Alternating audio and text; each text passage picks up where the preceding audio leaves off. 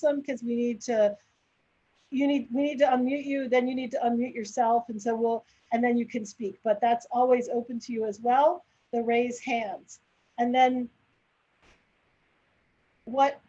some of you who are new might be saying, what are they agreeing to? And they're agreeing to the agreements. Whenever Be Strong Families does anything, we have agreements, and the agreements are in the recognition that we're co-creating this space together and that you're part of keeping it safe for everyone. So these are the agreements for today. If you agree to them, do what people are doing and get the agreement ball rolling. And then I can turn it over to our guests. And again, welcome and delighted you're here, and such a very important topic. Looking forward to learning together. So Dee, you can move to the next slide.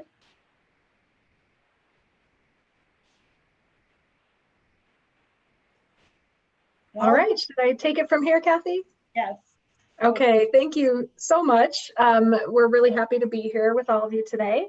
I'm a longtime fan of Be Strong Families, and love that you're doing this webinar series to help people stay strong and positive. So my name is Kaylin O'Connor. I work for the Center for the Study of Social Policy. I'm actually coming to you from my home in Madison, Wisconsin. I'm joined by my colleagues, Allie and Ozzy. Do you each want to introduce yourselves and just say where you are physically? Sure. I'm Allie. I am currently in Brooklyn, New York. Hi, everyone. My name is Ozzy, and I'm in Washington, D.C. So we are all coming together to share this content with you today. And we're all members of the Equity, Inclusion, and Justice team at our organization. So Dee, if you can advance the slide. We wanted to just give a little quick overview about what we're going to do today, and then we'll launch our first poll. So we're going to introduce an anti-racist intersectional frame that we've developed at CSSP and have just started rolling out and sharing with others so that they can use it as well. We're going to talk about language and how important language is, and reframing our narratives when we talk particularly about families that are struggling and why that is, but also when we think about families thriving, but thinking always about the systems. And so we need to be careful with our language. Then we're going to have a discussion about how you could open a conversation about anti-racist intersectional work, whether that's with other families that you know, or in your work, or with a community group that you're part of. And then we'll share some resources. So let's go to the next slide and launch our first poll. Which Dee, I think is called the poll 3 slide. And we just want to know, on a scale of 1 to 5, how would you rate your understanding of anti-racism? So 1 would be no understanding at all. Maybe you're a 2 getting up towards a 3, which is growing understanding. The 5 is robust understanding. You could be somewhere in between growing and robust and give yourself a 4. But please vote and we'll see where everybody stands. Partly just because we're curious, but also so we know, how much to dive in on some of these definitions. And Dee, do you want to, I don't know how long we should leave it open.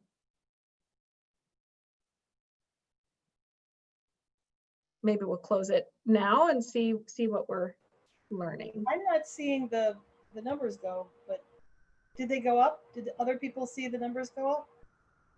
I did not see the numbers. Maybe Dee has to share them. I don't know. Usually I see them, so. There we go. Yeah. Okay, so big majority, 50%, the biggest group said 3, a growing understanding. A good number who said 4 or 5. So some people know this really well. Some who said a 2, so just, starting to learn about it. Nobody gave themselves a 1. So I think we can take that to mean everybody's familiar with the term, has started to hear it, maybe started to give some thought to what that means, doing some reading about it or thinking for yourself what that would mean. Okay, so we can close those results and let's go on to our next slide. I'm going to introduce a little bit about who CSSP is, why we're talking to you about this. We are the home of Strengthening Families, and so if you're familiar with Parent Cafe and Protective Factors, you may be familiar with CSSP because of that. But we also do a lot of other work, and a lot of our other work is explicitly about anti-racism and equity. So We are a national nonprofit. We're based in Washington, D.C. We also have offices in New York and LA, and several of us who are scattered around the country in our home offices even before the pandemic. And we work in policy change, system change, and community change, working on all those different ways to create a society where children and families and youth can thrive. So we really are about translating research and new ideas into strategies for on-the-ground implementation, as the slide says. So let's go on to the next slide. I want to share a little bit about our history with anti-racism and equity work. We were founded over 40 years ago in 1978, and there's always been a strong commitment to equity, but it was first in 2003 that CSSP made a formal declaration of naming itself as an anti-racist organization and trying to focus more on racial equity. In the time since then, there have been a few different waves of having, equity teams and cross-organizational groups or people who held responsibility for moving that work forward. But in the last about 4 years, we've really strengthened that a lot to where we now have a director for equity, inclusion, and justice, and a team that includes members from across the organization. And some of the interesting recent history is that starting in about 2016 or 17, we started working with Khalil Gibran Muhammad. He's a professor at the Harvard Kennedy School of Government. And he is a historian who focuses on race, so the history of race in America. And he's brilliant, and he was really helpful for us looking at our existing work and saying where there were things that we could do better, where there were areas that we could really take a bolder stance, where we were saying things that could be interpreted wrong, the way we don't want them to be. And that was really helpful.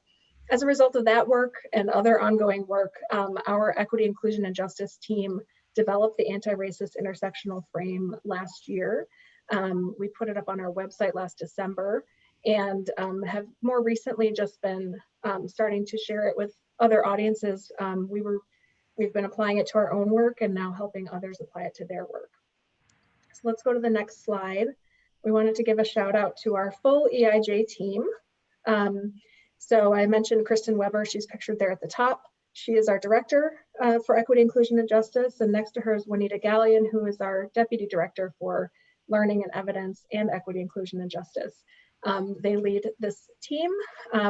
Kristen is our primary lead, and Kristen and Maya Pendleton were the primary authors of the Anti-Racist Intersectional Frame, with lots of input from the rest of the team and from Khalil and from others. But we also want to make sure to be giving everyone credit for the work that they've done, and also to be clear that we as a team try to share the task of bringing this message to other audiences. So it's not always the folks who did, the bulk of the writing on it who have to be also meeting every request to learn more about it. So as a team, we share that, and we do try to pay attention to the diversity of who's presenting this work, and that it's not always a burden that the Black members of our team have to carry to present this frame to others. So the three of us are happy to be here, all members of this team and other teams at CSSP. All right, I'm going to hand off to Allie to get into the frame itself. Sure. So one of the bases for the frame is this concept that racism is in the groundwater. So we use this image to really explain how racism is infused into all of our systems and to understand how the systems are connected. So the inequities that come from racism are reinforced in multiple systems. It's not just one. And so changes in one system or changes in the infrastructure or leadership are not really going to address the root cause. We also use the parable of a gardener developed by Camara Phyllis Jones, which is related to this groundwater concept of if racism is in the soil, that if there's bad soil and there's good soil and flowers are unable to grow in bad soil, no matter how much water you get, no matter year after year, that will be reinforced. And institutional racism can be reinforced by believing that the flowers that are growing in the more fertilized soil are growing based on their own merits, as opposed to having bad soil. And so that is one of the analogies that we use, kind of that is the basis of the frame to really get at the root of systemic, structural, institutional racism. You could go to the next slide. So as Kaylin mentioned, we've spent a lot of time thinking about language and reframing, and part of this is through that work with Dr. Khalil Gibran Muhammad. The first concept is damage imagery. So that's when stereotypes or negative perceptions of particular groups are perpetuated through the use of data, particularly could also be images that highlight inequities without appropriate historical context. So we see this in the policy field a lot, where in trying to demonstrate the depth of a problem, for example, an example that I saw in Ed Weekly this week is saying over half of Black young men who attend urban high schools do not earn a high school diploma. And then a number of those will potentially go on to be incarcerated. And using that kind of data without upfront naming the reasons and structures that those types of disparities might exist end up reinforcing stereotypes and potentially creating perceptions of victim blaming that we don't want to create. And so the idea of being careful of damage imagery, which I'll talk about a little later, is being able to focus on solutions, on structures, on the strengths of particular groups, so that we're not only focusing on a catalog of data that's describing inequities that then really create a negative perception. The next piece of language and reframing is that we call the anti-racist intersectional frame a frame instead of a framework, because it is not a set of steps that leads to a solution. It is really grounding concepts, and we're thinking through how we are going to continue to apply all of these elements to our work, as opposed to checking boxes. Similarly, with the concept of an equity lens, you may have heard this term. It has been used in a lot of jargon that will apply an equity lens to pieces of work. And so it's important for us that the anti-racist intersectional frame really explicitly names what we mean by applying an equity lens, and is something that is infused throughout and not something that's temporary or that can be taken on and off. You could go to the next slide. So here are some definitions. It seems from the poll that many of you would be familiar with them. But anti-racism, which is the journey that we are on as an organization, is a practice of opposition to institutional and systemic policies and practices that perpetuate racist beliefs and outcomes. And then we have a focus on anti-Black racism, as the entity that we are opposing, because anti-Black racism or anti-Blackness in the US has a particular stronghold that's more specific than just saying racism.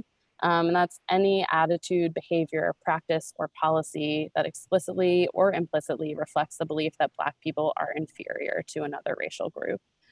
So anti-Blackness is a focus of the frame that we are trying to fight against, the dehumanization that really happens to that community in the US in particular.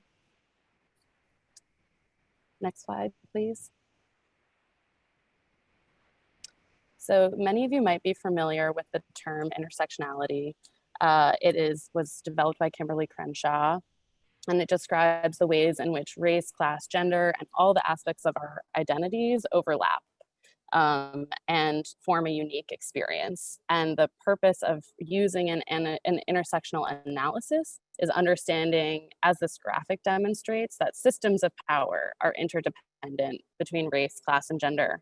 And the inequities that are created are also, they construct each other, they're interdependent. So the only way to dismantle them is by having an intersectional analysis for our solutions.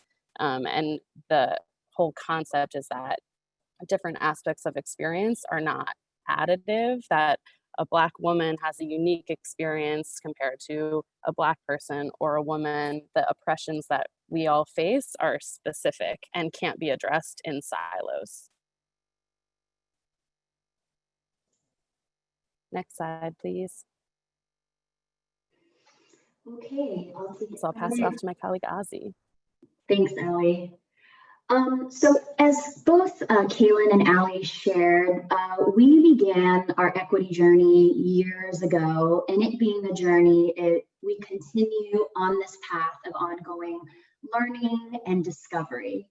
And the Anti-Racist Intersectional Frame was born out of this journey, and we continue to update and make refinements on this learning process.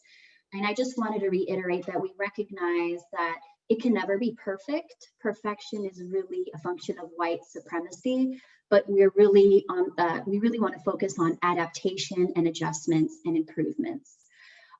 Part of this work is ensuring that the frame is used throughout CSSP.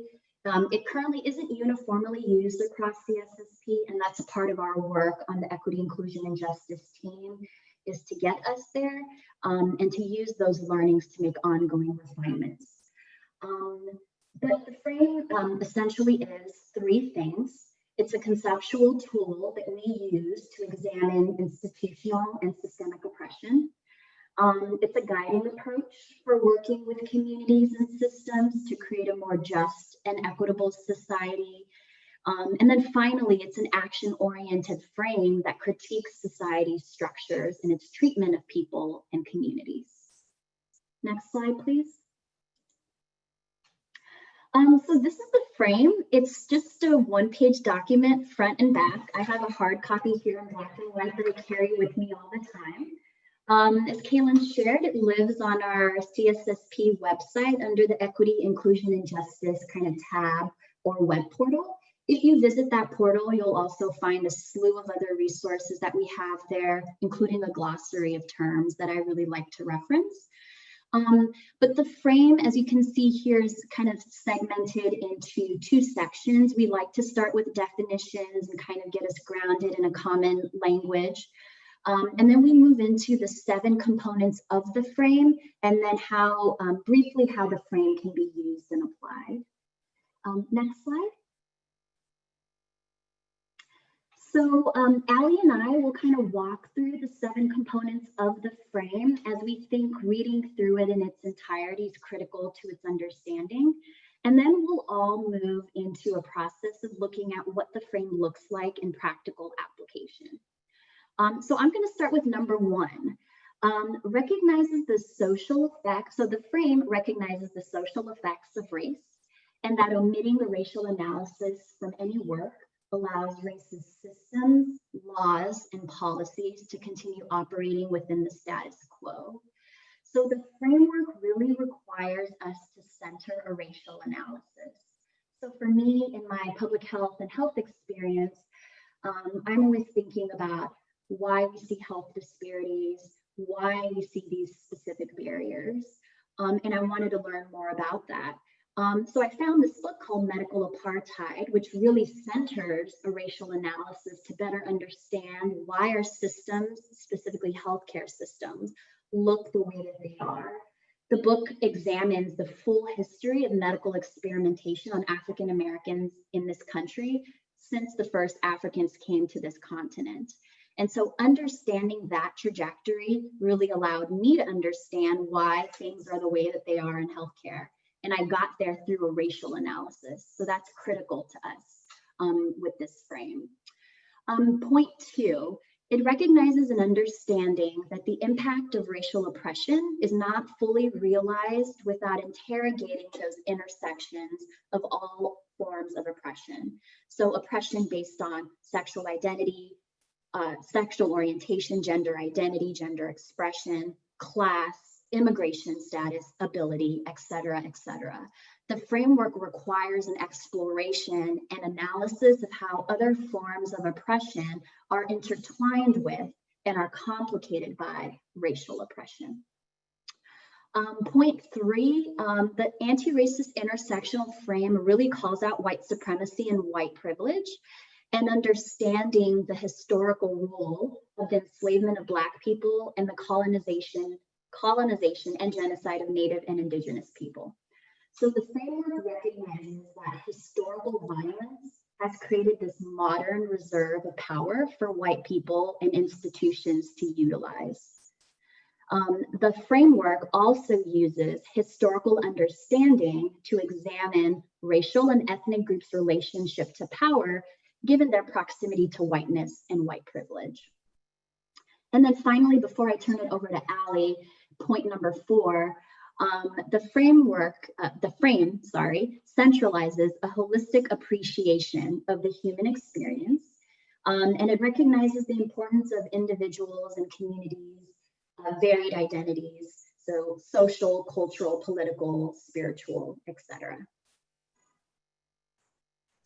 So point 5 of the frame takes a critical approach to the development of racial identity, specifically of Blackness and whiteness. So the frame recognizes that anti-Black racist ideas often depict a Black person's actions as representative of the race, where whiteness is more seen as neutral and allowed the diversity of experience.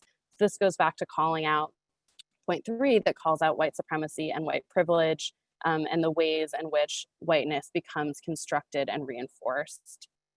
Point 6 is that the frame questions the motivations of traditional institutions, acknowledging institutions' roles in distributing power and maintaining oppression based on identity. And so the frame asks anti-racist work to be critical of those social, political institutions and systems, to be skeptical of their history and their motivations, and to really be grounded in how these institutions came to be and maybe what existed before. And the final point is that the frame rejects explanations of behaviors and outcomes that rely on stereotypes or blame individuals for system failures. So this is really focusing, it doesn't divorce issues affecting historically marginalized communities from the social, political, and material conditions in which they exist. And the frame does not allow for what we refer to as pathological explanations of behaviors, or behaviors where people are blamed for system failures. Go to the next slide.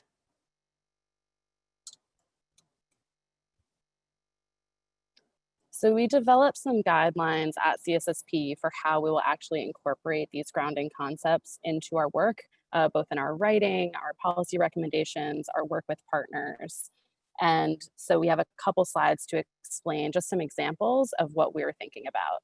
So keeping in mind from the frame that the impact of oppression is multifaceted and complex, this is really talking about the different layers of racism. Many of you are familiar with interpersonal and structural and institutional. And so here is an example of when we talk about implicit bias, which is typically seen as an interpersonal level of racism, that we also want to be conscious of systemic factors when we're doing that analysis, that we're really looking at all levels. So in unconscious use, for example, of Black mothers in the child welfare system as non-compliant, we also want to be acknowledging systemic factors such as training, policies, programs, and services available, geographical location that may impact disparities in outcomes.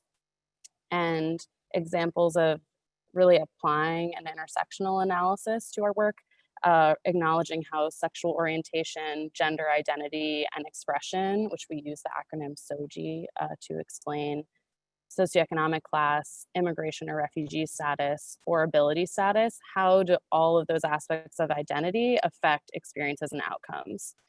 So for example, when talking about the school to prison pipeline or the effect of school resource officers in schools, we want to acknowledge that Black male students with disabilities have a unique experience compared to Black students in general, or students with disabilities in general. So there are really trying to pinpoint what is the unique experience and how do we address that solution, taking into account an individual's identity.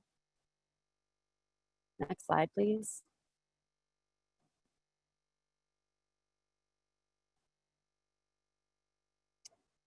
So another example, going back to what I explained before about damage imagery, is we really want to guard against ascribing labels to people, and really considering the connotations of adjectives, of statistics, Some of the ways to fight against this are to show it to people that you trust and see what comes to mind.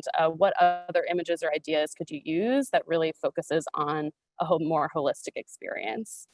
Not using statistics without providing the historical context up front for why these differences might exist.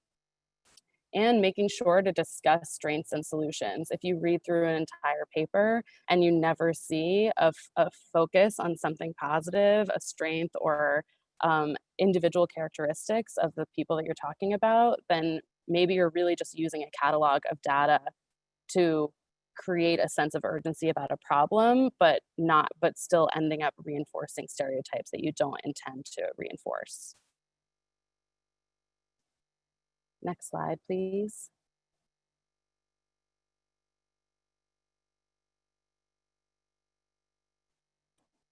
And so here are some examples you may be familiar with people first language. So this is also one of the examples of how we want to be applying the frame to our work, is being careful to not ascribe labels like marginalized people or low-income people that places a lot of the onus of the situation on the person as opposed to the systems that cause those conditions. So we try to say people earning low wages instead of low-income people, for example, or people experiencing homelessness, people who are incarcerated or experiencing incarceration, as opposed to offenders or felons or inmates. Next slide, please. So let's better understand how the anti-racist intersectional frame advances our work and thinking. And we think the best way to do that is to kind of use the current environment that we're in to better understand that. So we're in the midst of a COVID-19 pandemic. Let's think about how it's panned out and what the dominant narratives have been. So on your left-hand side, you'll see it says dominant narrative. And here's an example of something that I believe we all have heard a lot about. Black people are disproportionately dying from COVID-19 due to the prevalence of underlying health conditions such as asthma, obesity, diabetes, etc. Black people should exercise personal responsibility and adhere to strict social distancing and make healthier food choices. So if we're to take an anti-racist intersectional analysis, we would look at that differently.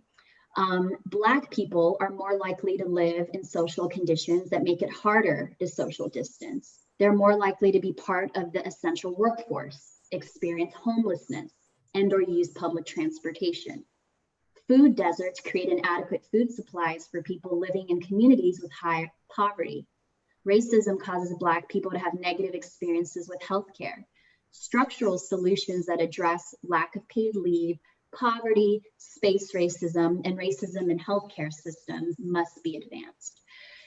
So this is indicative of the last bullet point in the anti-racist intersectional frame that really says the frame does not divorce issues affecting historically marginalized communities from the social, political, and or material conditions in which they exist. Next slide, please.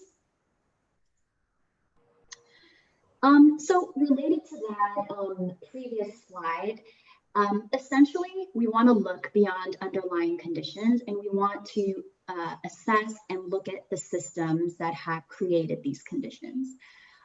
Blaming underlying medical conditions like higher rates of diabetes for certain communities of color does not get at the root causes of why racial disparities exist. So this example here is, I really like this example. It really allows us to understand how racism is into our society. So the Pima Tohono Indians of Southern Arizona in the pre-1920s had no problems with diabetes. I believe there was a survey or an assessment done of the community in the early 1900s, and I think they found maybe one individual had diabetes, and it may have been type 1. But fast forward to present day, they have the highest rates of diabetes in the world. When you do a bit of digging, you recognize that there were damming of their river sources that the US government instituted to reroute and divert water upstream toward white settlements in Scottsdale and other places. And so that disrupted their whole way of life. It disrupted a water source that they relied on for generations. It led to drought and starvation. So that is an example of why we should be looking beyond underlying conditions. There's a history there. There's something about the system that contributed to that. If we can go to the next slide, I'll introduce a tool that we like to use, and I believe many of you all may know this, the 5 whys or the why process. And it's a tool to really help us get at the root causes. So, for example, if we are to ask, why do the Pima, Tohono O'odham Indians of Southern Arizona have the highest rates of type 2 diabetes in the world? You would answer, okay, it's their lifestyle, diet. And then when you ask again, well, why is their diet and lifestyle having such an effect on their health? Then you get a bit closer to the answer. Free commodity foods of non-perishable canned and packaged items were introduced into their community. And then you'd ask, well, why did that happen? Why did they introduce free goods into the community? And then you dig a bit deeper and you'd find out that there was a lack of available water for farming that led to drought and starvation. And then you'll ask, why again? Why was there a lack of available water for farming? Well, the US government dammed their water in their rivers. And so then when you dig even deeper, you find out that you ask, why did the US government dam their rivers? Well, to reroute the water upstream to white settlements.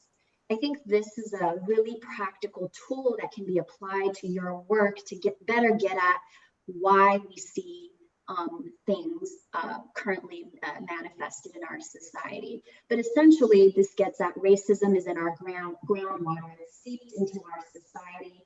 And this is a clear example of how racism is in our society and has had unfortunate generational effects for many communities. Next slide. Turn it over to Kaylin or others. Yes, I think this is coming back to me. We wanted to do another poll. So Dee, this is the poll that I think is called Slide 20 poll. And we wanted to ask how comfortable you think you would be talking about the anti-racist intersectional frame with your coworkers or other families, whoever you engage in conversations with about your work or about your community. How comfortable would you be? So we have this on a scale of 1 to 5, from not at all comfortable to I'm already doing this, and a few points in between. I see those results coming in this time.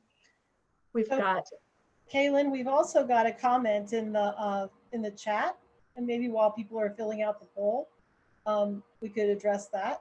Is that great? Okay? Yeah. Deanne Searles says there's a higher chance of she has found this quote on March of Dimes social media and sent a message to them to correct it, which was there's a higher chance of maternal or infant death based on race and ethnicity in the US, and it's not fine. That is such a good example, Deanna, because it is, that's a disparity that we should all be horrified by, but so much of the simplistic messaging around it doesn't at all say why that would be happening. And I think, one of the sort of pithy ways of saying it that has stuck with me is race is not a risk factor, racism is a risk factor. And just always getting at, well, why would that be? There aren't physical fundamental differences between people that would make those outcomes more likely in one group than another. And so there's something happening in the system, or a lot of things happening in a lot of systems that land at that outcome that's so tragic. And I'm sure the March of Dimes was trying to raise awareness with that statement, but they weren't doing it in a way that that we would recommend, because they were leaving it open for people to blame the people who are experiencing that. Ozzy, Allie, I don't know if you wanted to comment on that as well. Okay, you're both staying on mute, so I'll keep going. Yeah. Okay, so I see the poll results. I think we can close it now. We've got about 60% of people voted, and some people are still not quite ready to open that conversation with others, but a lot of you are saying you're getting there. You see where you could start that conversation, and some are ready to get started, and some are already doing this, so that's fantastic. And I hope some of you, if you're already doing this, I'd love to hear more, like Deanna shared, about something that she's already done to address these problems when she sees them. And those of you who are ready to get started, I hope we'll give you some handholds that you could use to move on with this. Okay, there we are sharing the results so you can see those as well. Let's go on to the next slide, because we wanted to open up to a conversation about how you would approach a conversation with your coworkers or your team or your families. Where, when you thought about how ready am I, what was an example that came to mind about a place you might be able to do that, or a place you wish you could do that, but you're not sure how yet? We'd love to hear from you. And I have a question, Kaylin, because when you're asking this question about how would you approach a conversation about the anti-racist intersectional frame, are you talking about the CSSP anti-racist intersectional frame? Or are you talking about the issues and the concepts and the ideas? Like, so for example, I could see that asking people, why do you think that happens? Well, why do you think that happens? Well, why do you think that happens? Is something that you could do right away, and right. Discussing the whole picture of the intersectional relation, the anti-racist intersectional frame, the way that you three did, might be something that's beyond someone's. Right. So I guess right. that's can you clarify the question? Yeah, I think we really mean more like opening up a conversation about all of these issues and applying that frame. If you work in an organization where you might actually take the frame and say, let's work with this and see how we can apply it, that's one thing, and we'd love to hear about that. But others of you, it might be that, yeah, I'm ready to apply these ideas and start having a conversation about the disparities in my community around this particular issue. Right. Something like that might not be the full. So for all of those of you who said that you are doing it or are thinking about doing it, how are you doing it? What is an example? I mean, Deanne gave us an example of something that she did when she saw that March of Dimes social media post. She wrote them and said, how are you doing this in your world? And it sometimes takes people a little while to think about the questions, and then, the chat will warm up in a minute. But I'm sure if you answered the question that you were doing it or were thinking about doing it, where are you starting? Or what have you done?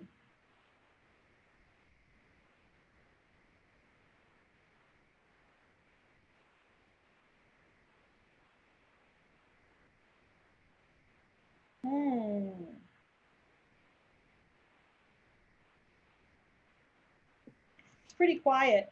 I'll give an example of the webinar series that we've done, which is we've intentionally reached out and asked for people to be able to give presentations that took an intersectional anti-racist frame. So I'm thinking of one coming up that's on decolonization for well-being by Life in My Days Ahmed Abadudra, which the whole organization is based on an intersectional frame and an anti-racist intersectional frame. And the idea there is that there's a nexus between self-actualization and community transformation when it comes to mental health, like that the community has to change in order for people to be able to be healthy, because aligning yourself with a toxic system isn't really health, So I think that kind of thing, or like when we did our African-American, there's an increase in African-American teen suicide.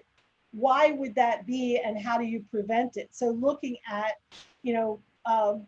post-traumatic slavery syndrome, looking at also resilience in the community as well as a protective factor, but really diving deep into not just that this is happening, but why do we think it's happening, and asking people, why do they think it's happening? So we have some answers now. Beth says, bringing in facilitators to have conversations and discussions. And Lisa says, creating professional development training workshops for early education professionals, including curriculum ideas. I like that a lot. I'm an early care and education person in some ways myself, and I think really looking at curriculum and what we can do around professional development in that field is so important.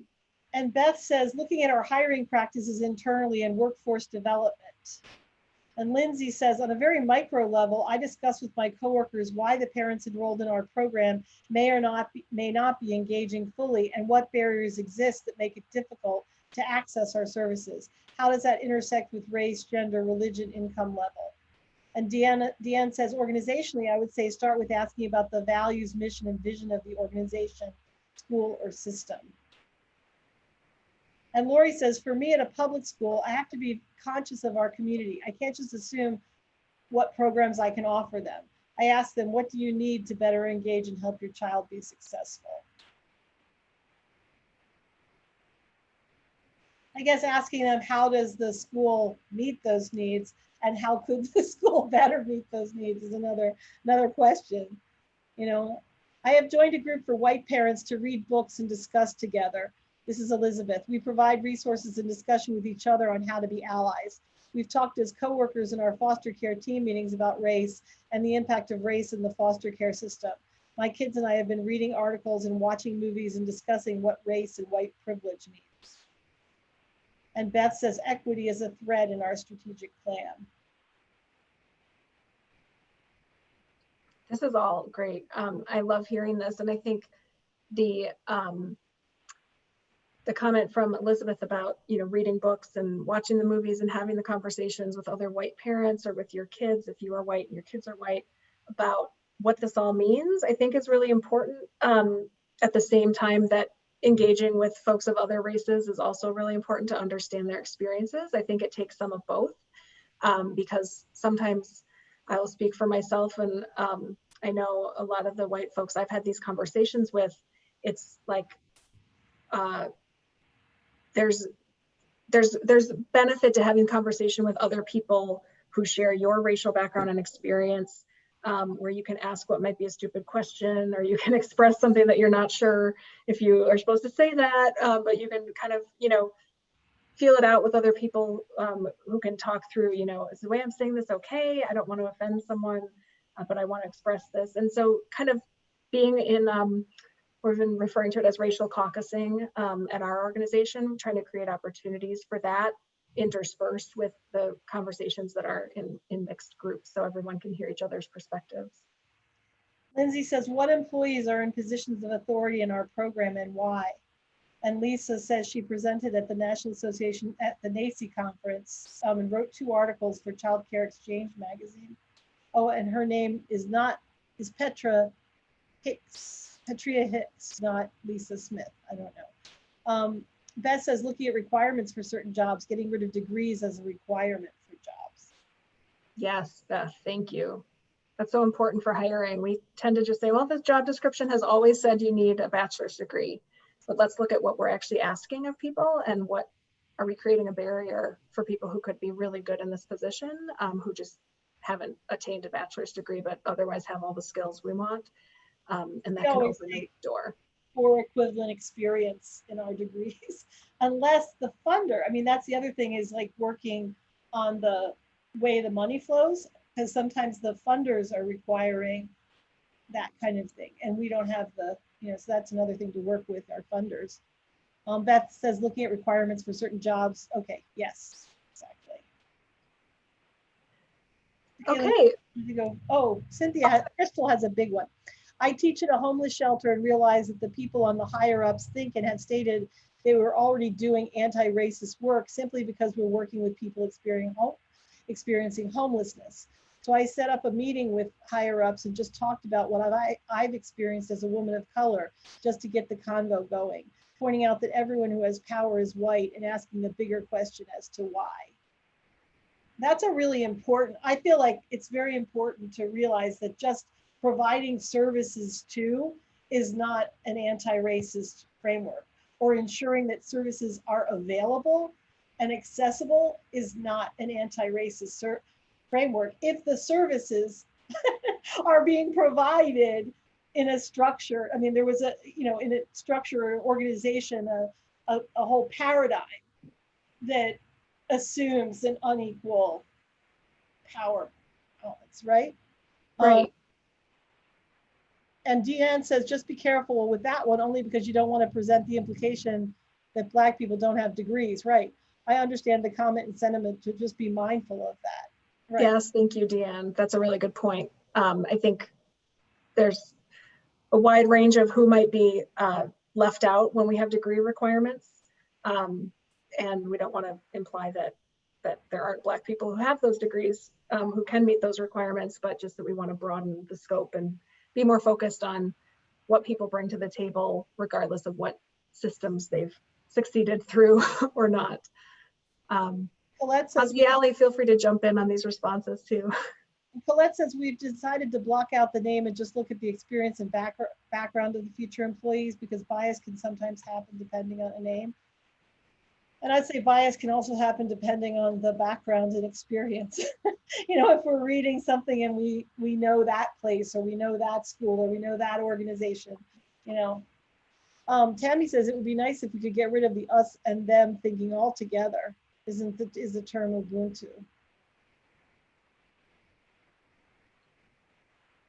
There was a comment made earlier about mission and vision. And I know that we at CSSP, this predates me, spent a lot of time working on our mission and vision as it relates to equity and anti-racism. And it reads, we work to achieve a racially, economically, and socially just society in which all children and families thrive. And I think that's a great place to start, because it's helping to guide your work. So I just wanted to highlight that as a piece of our journey and some work that we've done. I also wanted to name, I don't know how explicit, I don't recall how explicitly we named it, but a lot of the work of the Anti-Racist Intersectional Frame was based on the scholarship of Dr. Ibram Kendi, in addition to our work with Dr. Khalil Gibran Muhammad. And so using his definitions of anti-racism, and as I know many of you mentioned, being in a book club or having conversations with people that you work with, that we at CSSP did a book club of how to be an anti-racist, the book by Ibram Kendi, and it's a really good opportunity to be able to jumpstart conversations and also address what one of the comment mentioned about getting rid of us and them thinking, that really seeing anti-racism as a way of really moving forward on not ascribing labels to people and not ascribing stereotypes or blaming people for their own, for outcomes, and that really ends up separating people into categories. And there's an unintended, potentially, I guess I'd like to ask it as a question, but it occurs to me there's a potentially unintended consequence of shifting the focus entirely to the system, because it can deprive individuals of agency. And I've heard this as a critique of the trauma-informed practice. Like if you say, well, it's because this group has experienced trauma, and that somehow you don't focus on resilience and you don't allow. So like in your description of the food, of the example of the dominant narrative versus the intersectional narrative, I see how the intersectional narrative really helps explain. But if you don't acknowledge that people have agency and can it kind of also can undercut your intention. Does that make sense? Yeah, Kathy, I think that kind of gets at, where we talk about protective factors, because we know that risk factors aren't predictive, right?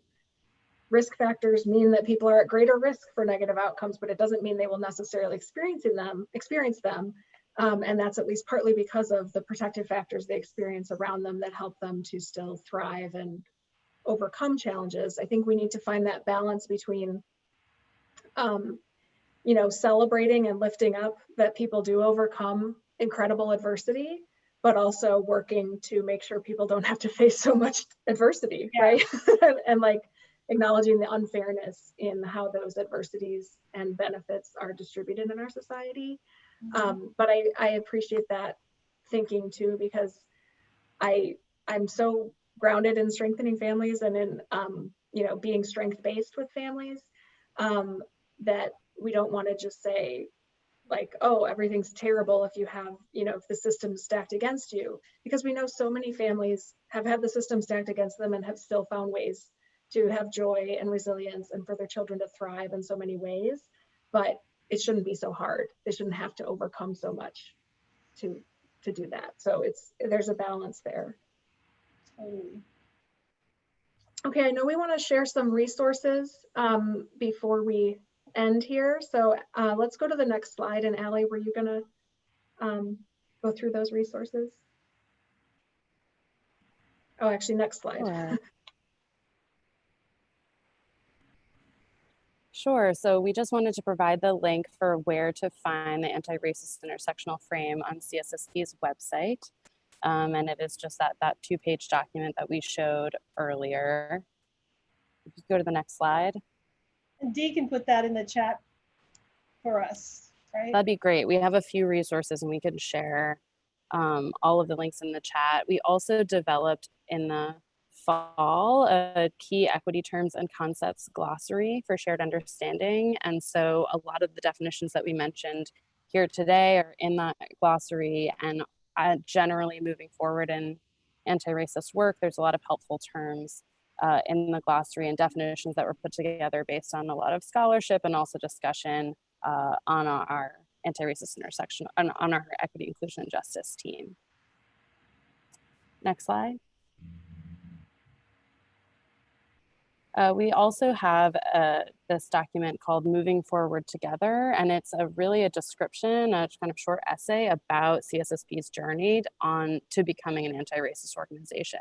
So it's trying to have a really transparent focus on the work that we've done as an organization to try to serve as a model if other organizations are curious about how to pursue a similar journey. We're obviously, as Ozzy said, not perfect and still very much working toward our goals, and so can just serve as an example, perhaps more than a model. And it does need an update based on our most recent work, but that's also available on our website.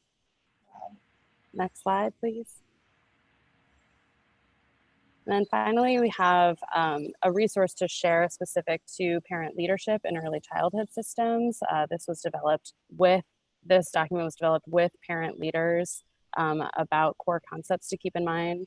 Kaylin, I don't know if you want to speak more to this document. Sure, I'll just quickly say the manifesto for race equity and parent leadership came out of a group that was convened, a group of parent leaders convened to talk about parent leadership in early childhood systems, and quickly came to just the intersection of race equity and parent leadership, that you can't have authentic parent leadership if you aren't addressing issues of race equity. And you also can't achieve race equity if you're not really engaging parents and having parents lead the way in how to solve, come up with solutions for their communities. So the two issues are so intertwined, and this group of parent leaders was sort of like, no, we figured this out. We got to write a manifesto. Like, we have to tell the world about how to do these things together. And so I'm a big fan. It's available in both English and Spanish. And I hope you will check that out. And there's also a NACI wage gap manifesto on race equity issues that people can research and sign on to. Be Strong Families signed on to that as well. Excellent. And I think we can go to the next slide. We just wanted to share contact information for CSSP. We encourage you to follow us on social media. And I know we're close to our wrap-up time, and I need to hand off to Kathy for some final information, but thank you all for engaging in this conversation. One last thing I'll say is that Ozzy and Allie and I are presenting at the Together for Families conference on this topic. It'll be some of the same slides and some different and some more interaction because we'll have a longer time there. So I encourage you to come to that conference, which Kathy's got a slide about, and come to that conference, come to our session and tell us what you've been, this is not a one-time conversation. So we'd love to hear sort of, oh yeah, I heard this 2 months ago and I've been thinking about it and here's what I did, or here are the questions I had. So we encourage you to reconnect with us. And I just want to say how grateful I am to all of you for being here and presenting this. It's a lot. I mean, and I think part of the quietness is just it's a lot, and it's to me, one of the most exciting things is figuring out how it gets implemented day to day. More examples, like, so that I'm saying that at the conference, hopefully people will be able to like really dig into it and get their own examples of how both the problems and then the potential solutions or the conversations that they've been having. But this is very, very rich and very dense, and I really appreciate your time and your patience and the way that you are with all of this material. I think it's incredibly inspiring as well, the possibilities for national organizations and local organizations to be able to do this. And big fan of CSSP. Just, I don't know if I said that initially, but huge fan of CSSP. You're on the vanguard always of important topics for children and families. So thank you very much. Thank you so much. And let's go, Dee, and we'll just wrap it up with don't amplify, #amplify, building a better world, building a world that we want to live in. How do we bring people together? What do you want to amplify? Next slide. And Dee's launched the poll. Please respond to the poll before you check out. We need you. Just want to kind of let you know that we have the More Perfect Union conversations, which occur at the nexus of social justice and parenting, allowing parents to explore the broader context for parenting in a complicated and often unjust world. They're organized around the Strengthening Families Protective Factors, but they really are just, how do you deal with this? How do you assist your children with dealing with all different kinds of difficult issues, and how to keep your family safe? They're free once a month. You can register on our website. Please do, please come. Next slide. This is, I think, the Together for Families conference that Kaylin referenced, but that they will be there in the equity track, which we were part of. #Amplify Equality. Thank you, Lori. And it's in October, but the early bird registration deadline is this Friday. So use our discount code. CSSP was a co-host. We are a co-host. Families Canada, National Family Support Network. It's going to be a great conference, great content. And we really hope that you will all consider attending. Next slide. Join us again. Tomorrow, we're going to be, Deanne, who was active in our chat today, is going to be doing holding space for a conversation on family literacy. And she's sharing she gave the framework and overall and the work that they're doing in Wayne County last week. This week, it's going to be really focused on tools and what we can do in households to develop family literacy. NAMI will be here on Wednesday with Ending the Silence, which is stigma about mental health issues. Sandy Baba, who's a Be Strong Families board member, is going to be on Thursday talking about cooking with kids during COVID. So she's got, this is staying strong and positive. So we cover the gamut, and cooking is a big issue. She's going to go with what you can do, the same 5 ingredients, 3 different ways with totally different tastes, and how cooking with kids can be an engagement, a way of engaging them. And then we're delighted that Angela O will be here on Friday. Angela O was very active for most of her. She's best known as an attorney, a social justice, civil rights attorney in Los Angeles back in the Rodney King days with the Korean community and the African American community. She was very involved in reconciliation and justice issues then. And now she founded something called Go Compassion, Gift of Compassion. And she's a meditation teacher, among other things. So very delighted that Angela O will be here, and encourage you all to attend that. And then there's a whole different series in Spanish. So anybody you know who is more comfortable or would like to attend the Spanish language series, totally different content, totally different presenters. and also really great. So thank you for being here. This is by the community for the community. So if you have something you'd like to offer, please email me and we'll set you up to do a webinar. Amplify Humanity. Thank you, Tammy. Hashtag Amplify Humanity. And I can't see the poll results, but are people filling it out, Dee?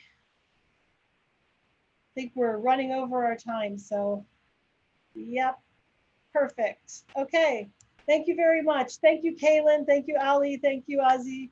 Really appreciate you all. And Thank you. And we'll see you soon. Take care, everyone. Bye. Bye-bye.